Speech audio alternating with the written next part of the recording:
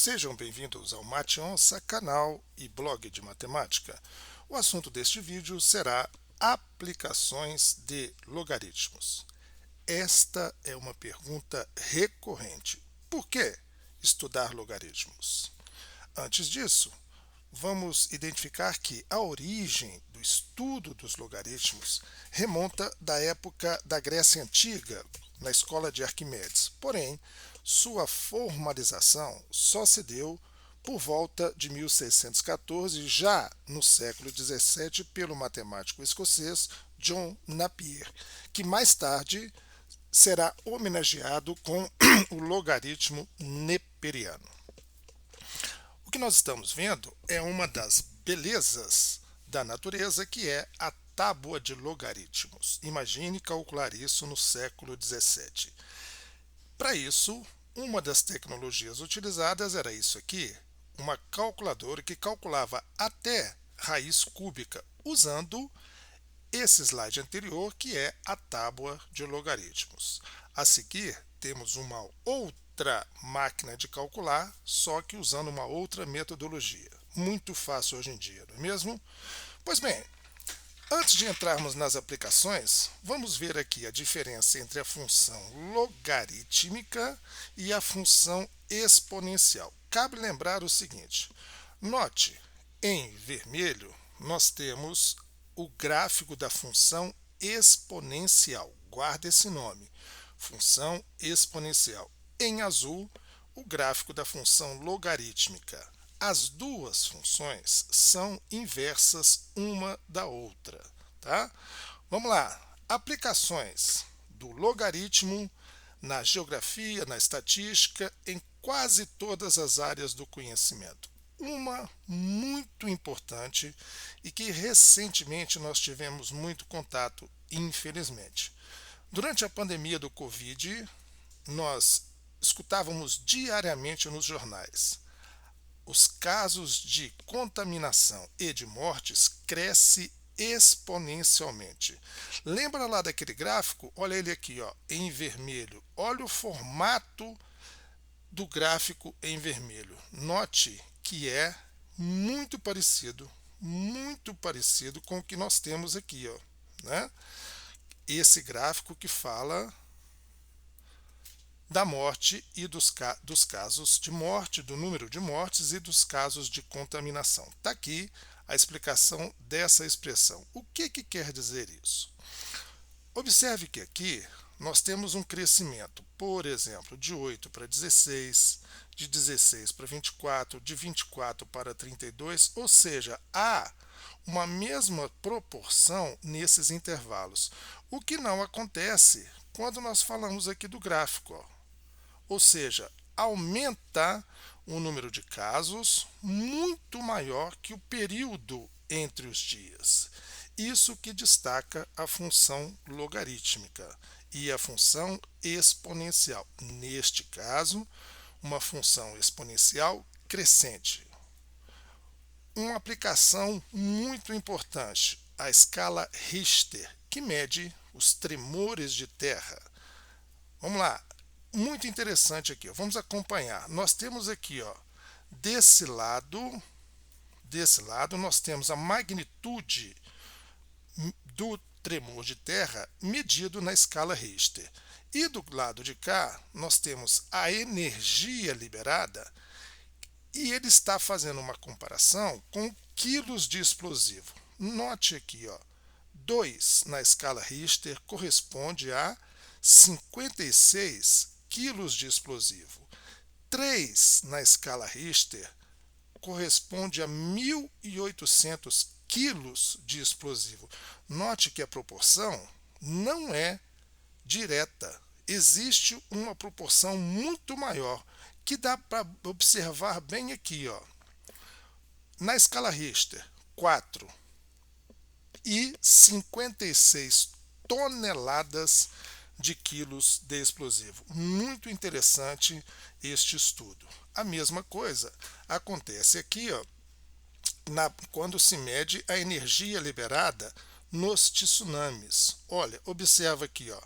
Aqui na fórmula nós temos exatamente o símbolo de logarítmico. Olha lá aquele gráfico, ó, da função logarítmica que nós mostramos anteriormente. Muito parecido, não é isso? Vamos lá, sistema de juros. Minha gente, toda forma de negociação no Brasil se dá com juro composto. Juro simples só existe para nós estudarmos.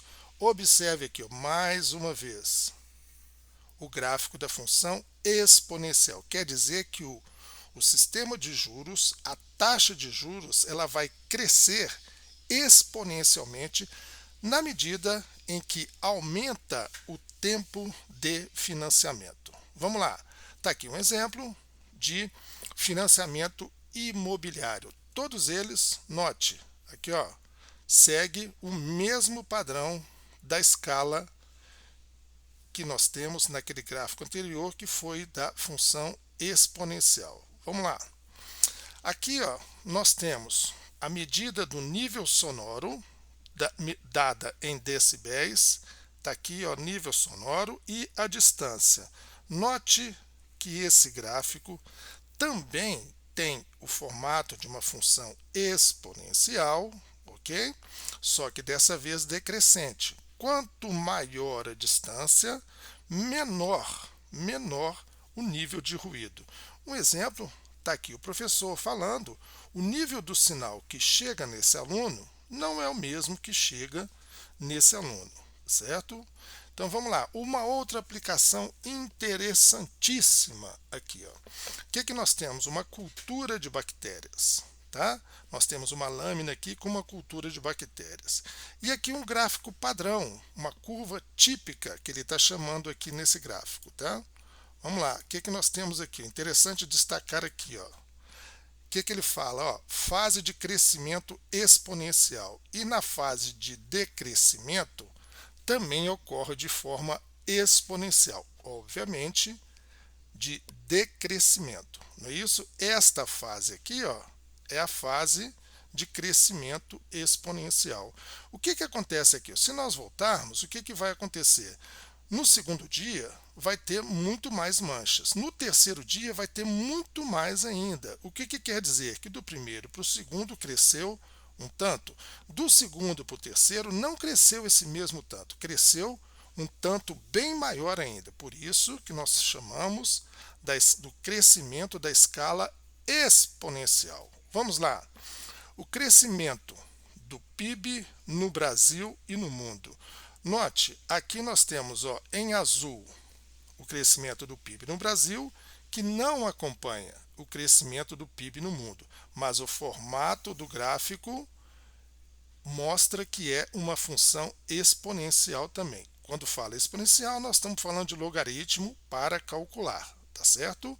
Então vamos lá. As emissões de CO2 na China estão em alta. Por quê? Note, 1960, 1966, 72, olha o formato, quer dizer, passa o tempo e o crescimento é maior do que o esperado em relação à mudança dos anos. Cereais, leguminosas e oleaginosas. A participação de cada estado, nós estamos vendo aqui, ó, a participação de cada estado em produção desses cereais, em porcentagem. Não é isso? Olha aqui o formato, também exponencial decrescente. Vamos lá para mais um caso aqui. Ó.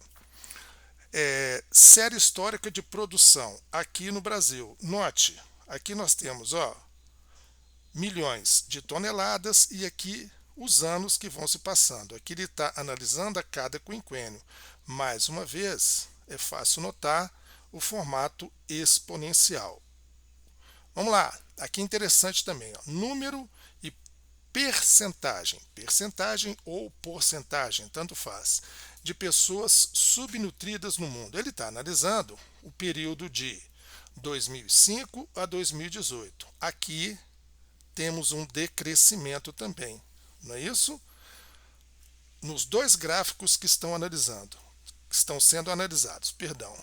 E aqui a população brasileira ao longo da década. Isso aqui fica muito legal de ver, porque nós temos assim, ó, por exemplo, de 1900 para 1920, depois para 1940, ou seja, daqui até aqui passaram-se 20 anos e o crescimento foi de 17 para 30. Depois passaram-se mais 20 anos, o crescimento foi de 30 para 41, ou seja, daqui só vai crescendo em formato exponencial e para efeito de cálculo usa-se o logarítmico. Fantástico, não é isso? E aqui nós estamos vendo aqui, ó, o gráfico da população de 60 anos e mais, né? No mundo, nos países desenvolvidos e nos países em desenvolvimento. Olha aqui o formato do gráfico, mais uma vez. Então é isso, pessoal. Nós podemos observar que a aplicação desta operação matemática chamada logaritmo é muito empregada em todas as ciências. Até a próxima!